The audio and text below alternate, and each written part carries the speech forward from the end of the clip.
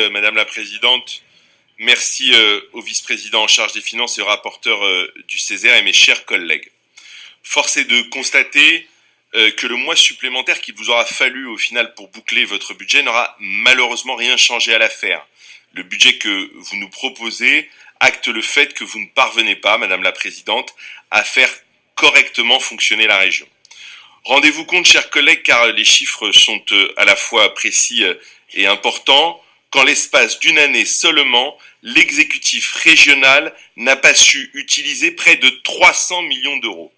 300 millions d'euros que vous aviez vous-même programmés pour mettre en œuvre votre budget et votre projet. 300 millions d'euros qui auraient pu et qui auraient dû contribuer à améliorer le quotidien des Franciliennes et des Franciliens. Et j'entends Monsieur Lecoq qui dit que c'est le premier budget de cette majorité. Non, Monsieur Lecoq, c'est le second budget que vous faites en liberté. Et comment, au fond, à la fois construire un budget solide sur de telles bases de consommation et comment surtout prendre au sérieux les propositions budgétaires pour l'année qui vient quand on a 300 millions qui ne sont pas utilisés sur l'année qui vient de s'écouler. Reconnaissons que vous ne vous êtes pas facilité la tâche en déréglant totalement le fonctionnement interne de notre institution avec le non-remplacement d'un fonctionnaire sur deux et plus généralement en laissant peser un climat d'insécurité sur l'emploi de l'ensemble des salariés du siège et des organismes associés. Ces mauvais résultats en termes de consommation de crédit ne sont pas vraiment surprenants. Rendez-vous compte, Madame la Présidente, que dans le secteur de Monsieur Geoffroy Didier, par exemple, vous en êtes déjà un an après à abroger vos propres délibérations. Mais revenons à votre cagnotte de 300 millions d'euros, car si la présidente de la commission des finances a une certaine pudeur sur ce mot, ce n'est pas mon cas, puisque c'est une cagnotte, puisque l'exécutif ne sait pas ou ne parvient pas à utiliser cet argent au service des Franciliennes et des Franciliens. Nous vous suggérons au moins que cette cagnotte serve à lever les gages que nos différents amendements préparés par les collègues de mon groupe permettent de faire avancer concrètement la région et que nous évitions un débat de gages tout au long de notre séance budgétaire. J'ajoute que cette situation est d'autant plus paradoxale que notre région n'a jamais connu une dynamique de ressources aussi prononcée. N'en déplaise à Monsieur Lecoq, les réformes introduites par le gouvernement en juillet dernier voient la part de la fiscalité directe de la région progresser de 13% et des recettes progresser de 5,5%. Pour résumer, et sans être trop brutal, alors que notre région connaît, grâce à l'action du gouvernement, une montée en puissance de ses ressources et de son champ d'action, l'Île-de-France, par votre action, se recroqueville sur elle-même. On comprend mieux vos résultats décevants, après un an de mandat, dans certains secteurs pourtant affichés comme prioritaires. Car à nos yeux, Madame la Présidente, vous donnez à bien des égards le sentiment de faire reculer la région plutôt que de la faire progresser. Nous sommes particulièrement inquiets sur les chiffres du chômage, alors qu'enfin le chômage recule partout en France, et ce depuis plusieurs mois.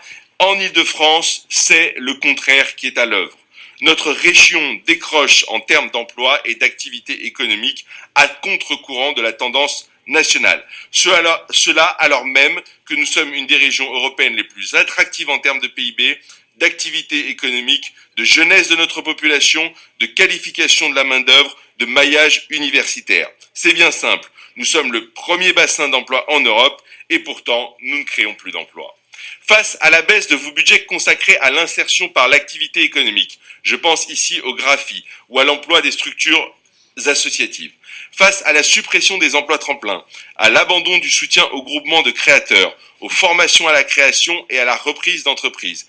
Nous avons pourtant avancé un certain nombre de pistes que nous continuerons à porter afin par exemple de booster l'apprentissage de l'entrepreneuriat et notamment l'entrepreneuriat solidaire. Nous continuerons également à nous battre pour que le dispositif zéro chômeur de longue durée soit enfin mis en place. Sur tous ces sujets, nous regrettons que par méconnaissance des réalités économiques de notre territoire, l'Île-de-France se coupe de ses relais de terrain au nom de l'initiative individuelle plutôt que d'accompagner des émergences. Mais enfin, peu importe à vos yeux, Madame la Présidente, car pour vous, là n'est pas l'essentiel. Comme tous vos amis politiques de la même génération qui ont été élus à la tête des grandes régions en décembre 2015, votre nouveau mandat doit d'abord servir de vitrine politique à votre carrière. La communication, domaine dans lequel il faut reconnaître un certain talent, prime sur l'efficacité des politiques publiques. Alors plus personne ne s'étonne lorsque vous utilisez vos fonctions au STIF pour orienter les nouveaux investissements de transport vers les territoires qui vous sont les plus favorables. Je pense par exemple au Grand Paris des bus dans lequel il faudrait remplacer Paris par les Hauts-de-Seine pour être plus fidèle à la réalité. Même chose lorsque vous décidez d'affecter prioritairement au maire des Yvelines l'enveloppe débloquée pour venir en aide aux communes touchées par les inondations de juin dernier. Plus personne ne s'étonne, si ce n'est les associations et les citoyens également, lorsque vous mettez tout en œuvre pour ne pas gêner vos amis maires de droite qui ne respectent pas leurs obligations en matière de logement. Rappelons que ces derniers paient 95% de l'amende cumulée sur les 256 communes franciliennes qui ne respectent pas leurs obligations en matière de logements sociaux. Mais peut-être devrions-nous nous rassurer car votre ami Laurent Wauquiez, lui, a été beaucoup plus loin dans les batailles idéologiques qui sont les vôtres en installant une crèche de Noël dans sa région ou en accordant une subvention spécifique à l'uni-syndicat d'extrême droite étudiant. Et on retrouve les mêmes échecs à vouloir faire de la communication au détriment, au fond, chez Xavier Bertrand lorsqu'il promettait d'attribuer 60 000 postes à des chômeurs en septembre 2016 et doit diviser par 30 ses objectifs un an après. Qui peut s'étonner encore que dans les Hauts-de-France, en Auvergne-Rhône-Alpes ou en Île-de-France, le budget de la communication institutionnelle diminue? C'est tout simplement pour remplacer petit à petit des informations concrètes et objectives destinées à tous nos concitoyens par une nouvelle forme de propagande politique qui irrigue l'ensemble de l'intervention des présidents et vice-présidents de ces régions. Malheureusement, si votre majorité au pouvoir dans les régions démontre son incapacité à changer concrètement la vie des gens, vous ne manquez cependant pas de zèle dans le détricotage systématique de toutes les politiques de solidarité de nos régions. Ces dernières sont finalement devenues en quelques mois des laboratoires ou des vitrines miniatures de ce que serait la France sous François Fillon si d'aventure la gauche perdait les élections en mai prochain. Ainsi, pour faire une synthèse brève, dans les régions que vous présidez, ce sont désormais des territoires ou des associations qui sont globalement jugées sans intérêt, du tissu associatif au tissu culturel. Dans ces nouvelles régions, la transition écologique n'est plus une priorité et notre ami président du groupe UDI peut se féliciter d'une multiplication par 13 d'un certain nombre de crédits en direction des questions environnementales. Quand on connaît la consommation de l'année précédente, on ne peut évidemment pas le croire sur parole. Enfin, la droite régionale au pouvoir, c'est moins de pouvoir d'achat pour les plus pauvres et les conditions de vie dégradées. Je parlais tout à l'heure des logements sociaux. Je ne reviens pas sur la hausse du coût des transports et notamment du pass Navigo en Île-de-France. Au fond, ce budget, Monsieur Lecoq, Monsieur Séconi, Monsieur le vice-président Salini, va dans la droite ligne de celui qui était déjà le vôtre pour l'année écoulée.